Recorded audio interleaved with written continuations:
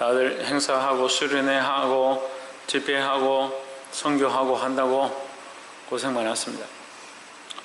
어쨌거나 우리 하나님 말씀 우리가 계속 묵상하고 계속 하나님 뜻대로 살아야 될 줄 믿습니다.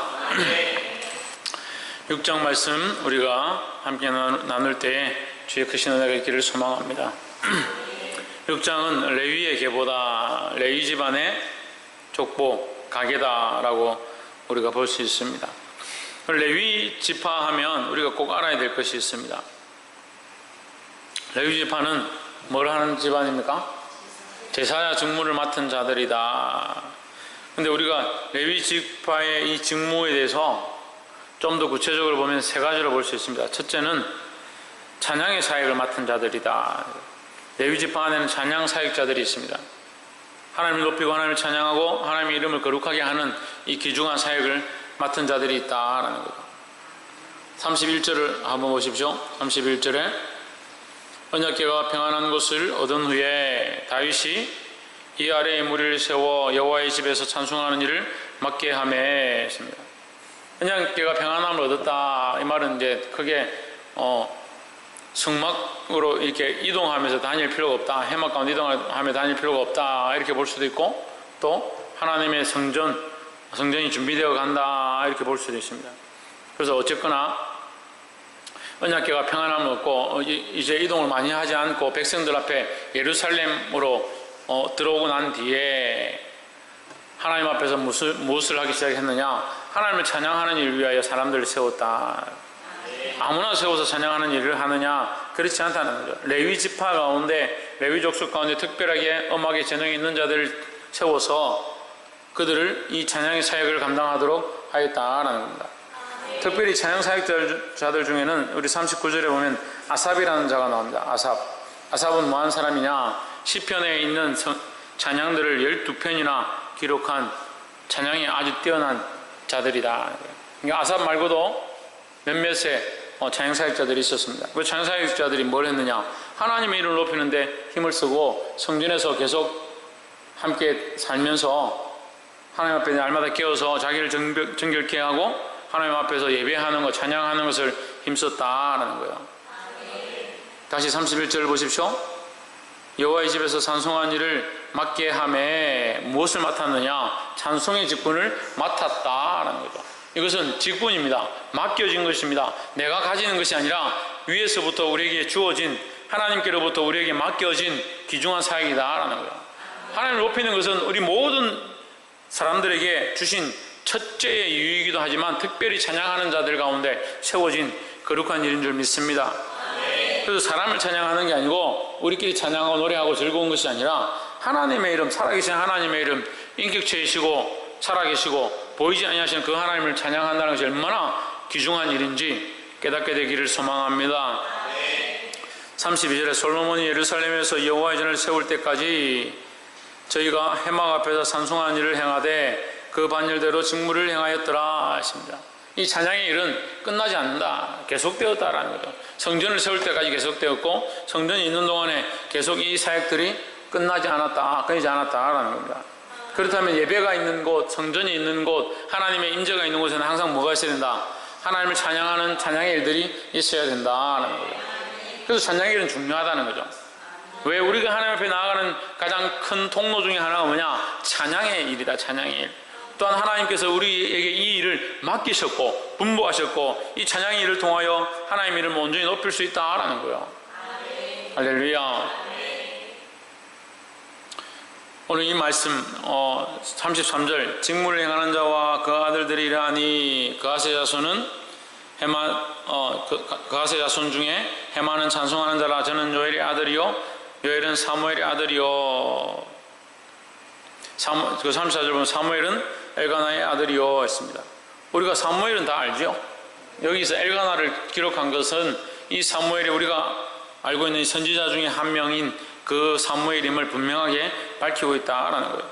우리가 보기에는 그냥 엘가나가 우연히 자식을 못 낳아가지고 한나가 고통 중에 하나님 앞에 와서 기도하고 눈물을 흘리고 성전에 와서 부르짖다가 엘리가 보고 너가 언제까지 술 취해 있을 거냐? 정신을 차려라. 술을 끊어라. 그렇게 하는데 그렇지 않다라고 하니까 그게 은혜가 되어가지고 결국 하나님께서 그에게 자식을 허락하셨다. 그 자식을 하나님께 바쳤습니다. 그 자식이 누구예요? 사무엘이다. 그래서 사무엘을 하나님 앞에 드렸다.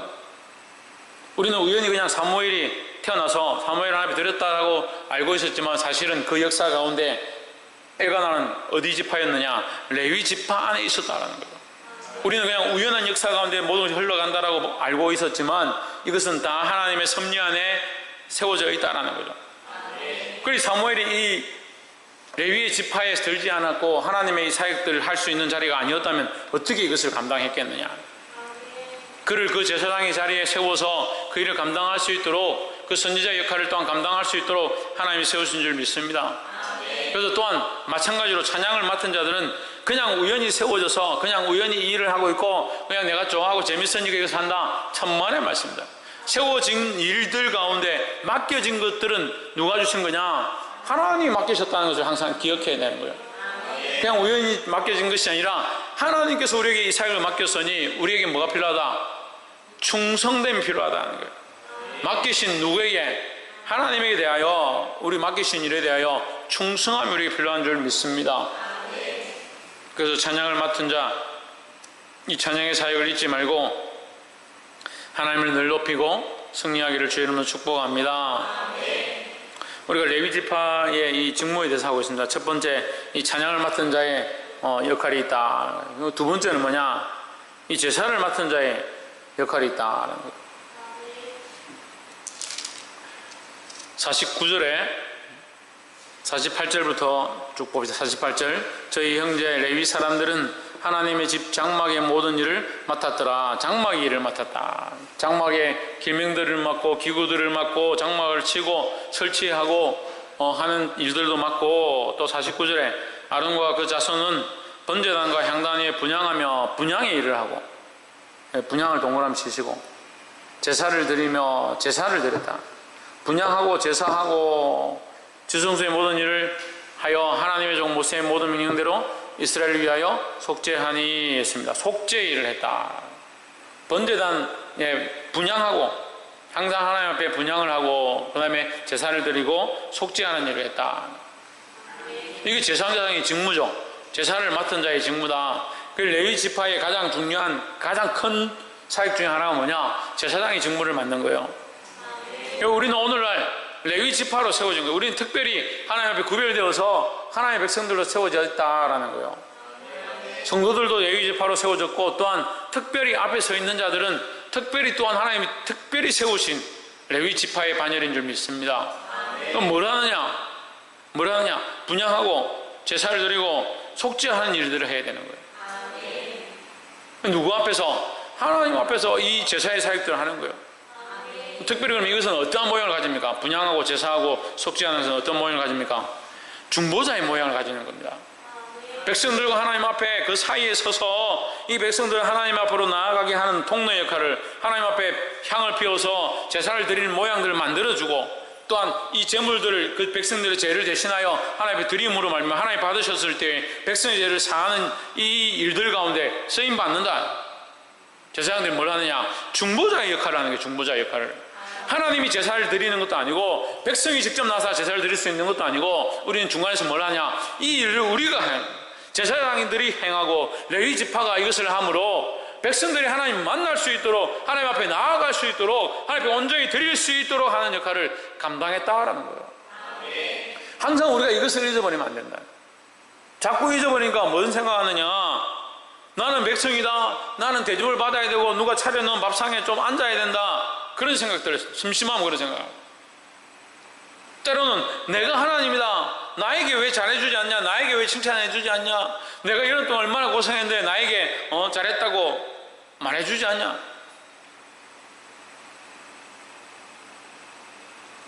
그게 교만한 거예요. 그게 교만한 거예요. 우리가 수고하고 충성하고 난 뒤에 하나님 앞에 우리가 뭐라고 말해야 됩니까? 우리는 무익한 종이다. 무익한 종이다. 하나님 뜻대로 좀 더 행하고 하나님 뜻을 따라 행해야 되는데 우리가 부족해서 그렇게 하지 못했다. 우리는 무익한 종이다. 진우 사모님 옆에 앉아. 우리는 어떤 종이다? 무익한 종이다. 우리는 무익하고 부족한 종인 줄 알아야 되는 거예요. 그러니까 이 중보자가 실제로 제사를 드리는 게 아니고 또 뭡니까? 실제로 제사를 받는 것도 아니고 우리는 중간에 있는 거예요. 중간에서 이 백성들을 인도하는 역할을 하는 거예요. 교만해서도 안 되고 이 앞장서도 안 되고 이 백성들 바로 인도해서 하나님 앞으로 나아가게 하는 중요한 역할이다 하는 거죠. 그래서 자꾸 그걸 착각하는 거예요. 때로는 내가 좀 받아야 될 것 같고 좀 내가 위를 좀 입어야 될 것 같고 자기 자리를 자꾸 착각하는 거예요. 많은 사람들을 바른 길로 인도하고 진리로 인도하고 말씀으로 인도하고 하나님께로 인도해야 될 자들이 자꾸 자기 만족을 구하다가 하나님을 잊어버리는 거예요. 자기 역할을 잊어버린다는 거예요. 볼 수 있기를 주의 이름으로 축복합니다. 이 레위지파 레위족 속에 이 사역들에 대해서 하고 있는데 두 번째 가장 큰 사역이 뭐냐? 제사장의 직무다. 제사를 맡은 자의 직무다 했습니다. 제사를 맡은 자의 직무는 크게 어떻게 볼 수 있느냐? 중보자의 역할이다. 중보자의 역할이다. 이게 하나님과 백성을 연결하는 통로다. 다리를 놓는 자이다. 우리는 세상에서 세상 사람들에게 하나님께로 나아갈 다리를 놓는 자들이지 하나님께로 나아가게 하는 역할을 하는 자들이라는 거예요. 잊지 않기를 주의 이름으로 축복합니다. 세 번째는 56절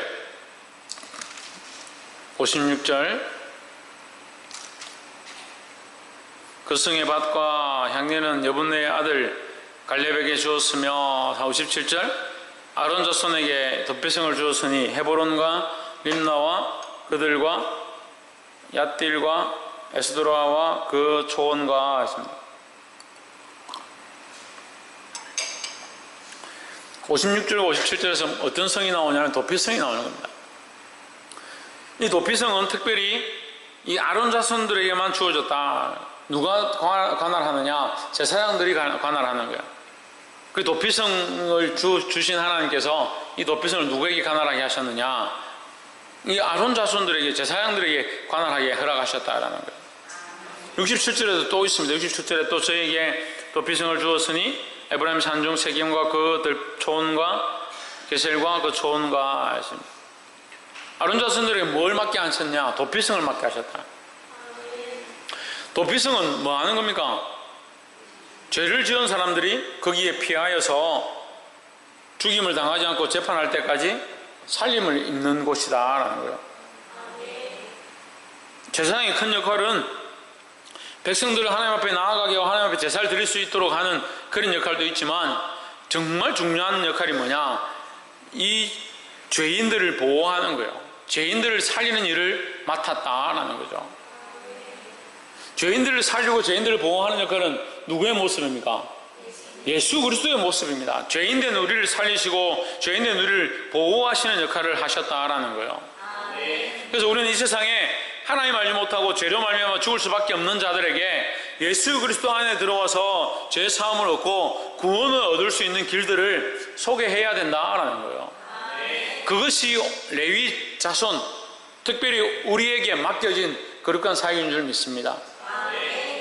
그래서 세상에 수많은 자들에게 공격을 당하고 또한 죄로 말미암아 죽을 수밖에 없었던 수많은 영혼들을 그리스도 안으로 그리스도의 그 보호의 도피성으로 인도해서 제사함을 얻게 하고 구원의 반열에 들어가게 하는 그런 귀한 역할을 감당할 수 있는 저희가 되기를 주의 이름으로 축복합니다. 말씀을 맺겠습니다.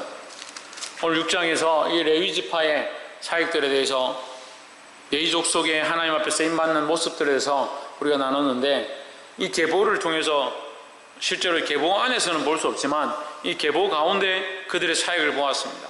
첫 번째는 뭐냐? 찬양의 자리에, 찬양자의 자리, 찬양을 맡은 자의 자리에 역할을 하는 이 레위족 속의 모습이다. 또 두 번째는 제사장의 자리에서 제사를 드리고 중보자의 모습을 가지는 그런 레위족 속의 사역들을 보았습니다. 또 마지막은 죄인을 보호하고 도피할 수 있도록 하는 그들을 구원하는 도피성의 역할을 감당하는 그런 사역들을 가르쳐 주셨습니다. 그럼 이것은 누가 하느냐? 우리가 맡아서 해야 될 귀중한 사역들이다 라는 거예요. 오늘날 그리스도를 알고 하나님을 아는 자들이 이 레위 지파의 레위족 속에 이 반열에 이 귀중한 자리를 알고 이 악한 세대 가운데 수많은 영혼들을 하나님께로 인도하는데, 구원의 자리로 인도하는데, 죄를 씻기는데, 하나님을 찬양하는데 나아가게 하는 저와 여러분 되기를 주의 이름으로 축복합니다. 그런데 15절을 한번 봅시다. 6장 15절에 여호와께서 느부갓네살의 손으로 유다와 예루살렘 백성을 옮기실 때에 여호사닥도 갔었더라 했습니다. 여러분, 이 말씀이 굉장히 중요한데요, 여호와께서, 하나님께서, 주체가 누구냐? 하나님이다. 느부갓네살의 손에 누구를 옮겼느냐? 유다 백성들을 옮겼다. 우리는 이 말씀을 읽으면 항상 이렇게 봅니다. 읽으면서도 이스라엘 백성이 느부갓네살 왕 때문에 끌려갔구나 이렇게 보는 거예요. 이스라엘 백성이 아니라 하나님께서 주체가 누구냐? 하나님이시다는 거죠. 그럼 하나님께서 느부갓네살 왕에게 끌려갔느냐? 그렇지 않죠. 하나님께서 유다 백성을 느부갓네살에게 끌려가도록 허락하셨다라는 거죠. 역사의 운행은 누구 안에 있느냐? 하나님의 뜻 안에 있다라는 거죠.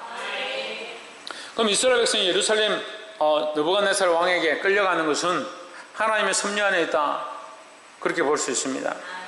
이스라엘 백성이 느부갓네살 왕에게 끌려갔기 때문에 그럼 하나님께서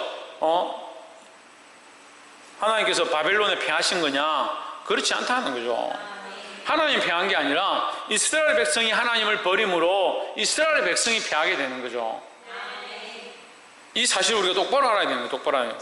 잘 모르니까 하나님이 패하신 거 아니냐, 하나님 지신 거 아니냐 이렇게 생각하는 거예요. 그런데 여러분 뒤에 보면 예루살렘 백성을 옮기실 때에 하나님 패하셔서 이스라엘 백성을 옮겼으면 여호사닥도 왜 옮겼느냐, 여호사닥이라는 말을 왜 여기다 기록했느냐. 여호사닥은 여기 누구 이름을 기록하고 있는 겁니까? 레위 자손들, 그 제사장들을 기록한 거죠. 그 여호사닥은 제사장이다. 그 이스라엘 백성을 옮겼는데 제사장을 옮겼다는 얘기를 왜 여기 기록했느냐, 굳이 기록할 필요가 무엇이 있느냐. 하나님의 제사장, 그 제사장을 버리지 않았다, 제사장 직분을 피하지 않았다, 이 얘기를 하시는 거예요. 그럼 무슨 말이에요? 이스라엘 백성을 바벨론으로 옮겨가고 뺏기고 있는 상황 가운데도 하나님은 그들을 버리지 않고 그 백성 가운데 함께 제사하고 예배하기를 원하신다, 그들을 만나시기 원하신다라는 걸 얘기하는 거죠. 결국 예루살렘에서 이스라엘 백성들이 하나님을 반역하고 유다 백성들이 하나님을 반역하고 우상을 숭배함으로 그 하나님과의 이 관계는 깨어졌지만 하나님은 이스라엘을 버리지 않으셨다라는 걸 말하는 거예요. 할렐루야. 그럼 결론은 하나님이 이 전쟁 가운데 패하신 것도 아니고 하나님이 이것을 손해를 보고 이스라엘 백성이 죄를 지었기 때문에 하나님께서 아이고 큰일 났다, 이제 어떻게 하느냐, 그런 상황이 아니다라는 거예요. 철저하게 이 말씀들 가운데 하나님의 관점을 볼 때 하나님은 여전히 우리와 교제하기 원하시고 우리를 구원하기 원하시고 우리의 찬양을 받으시기 원하고 우리의 제사를 주님 앞에 드리기를 기뻐하시는 줄 믿습니다. 그 하나님이 변하지 아니하고 변치 않고 이 은혜의 길을 열어주시고 예배의 길을 열어주실 때에 하나님 앞에 빨리 돌아와서 회복되어지고 하나님과의 거룩한 관계를 온전히 할 수 있는 저와 여러분 되기를 주의 이름으로 축복합니다. 기도하겠습니다. 이 시간 말씀을